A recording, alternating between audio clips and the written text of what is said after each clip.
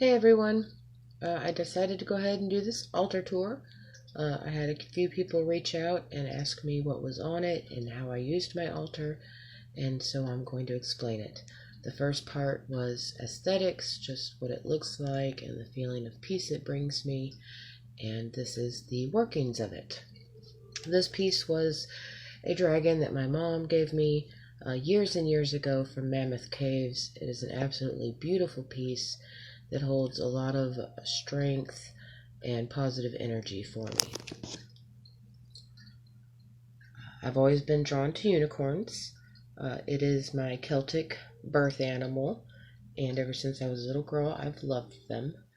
I've had 3 candles there for my Holy Trinity, as well as some crystals. We've got some moonstone, some black tourmaline, some opalite, and some selenite. My dragon there, he's a black magic dragon. He was given to me on my wedding day.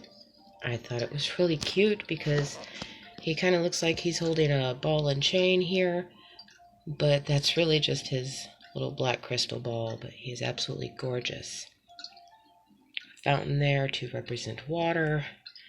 It's my handwritten Book of Shadows back there behind it. Oil warmer up there. This is where I store my crystals that I'm not using.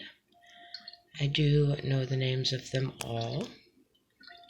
I make sure that I look at them daily and think of their names in my head and try to remember what it is they're good for.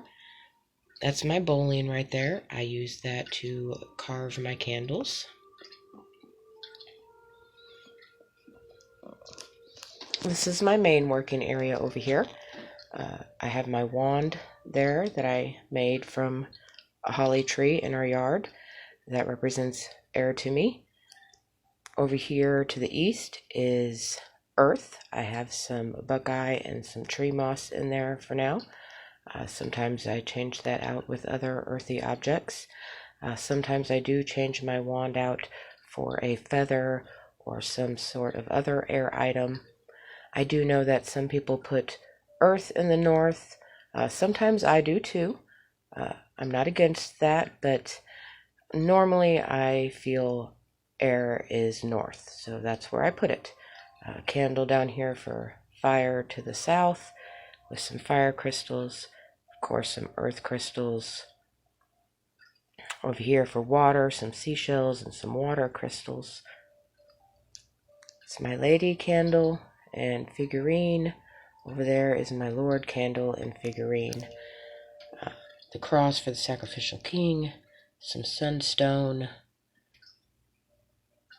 I got her from the Dollar Tree. Actually, she just spoke to me that I needed her on my altar for now for a goddess until I find something else that speaks to me.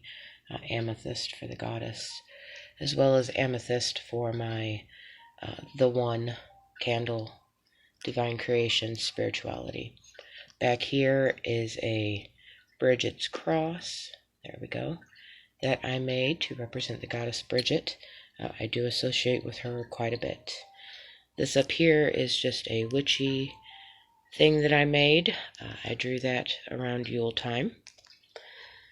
This right here I made as well. I drew it on paper, glued it onto cardboard. Right now it's just hosting a crystal grid to bring some love and stability and motivation and that sort of thing to my family. This comes off, and I will take the selenite sphere off. This is a candle holder for my chime candles, and I will put that in the middle.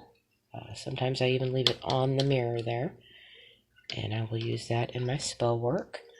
Any herbs or anything will just stay here on the plate. Right now I have some rose petals there to go along with my grid. Over here I've got some black tourmaline, my cauldron.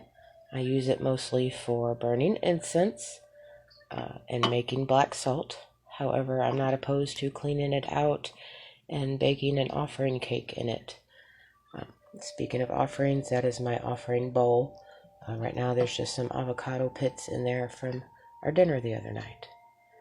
Got some Himalayan salt going on over here. Water fountain with a shell that reminds me of unicorn horn. It's my 3-ring Book of Shadows where I print stuff out. Some storage in there.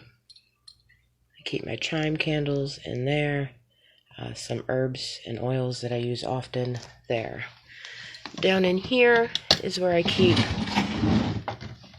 some supplies. Yes, that is a Witch's Moon box. I subscribe. I've only gotten one box so far, and I love it. This is most of my herbs. As you can see, some are just grocery store herbs. You know, nothing fancy. Some are even things that I've harvested myself. So that's where I keep those. I've got, extra salt down in there, and I've got some grid paper for when I'm making sigils and stuff like that.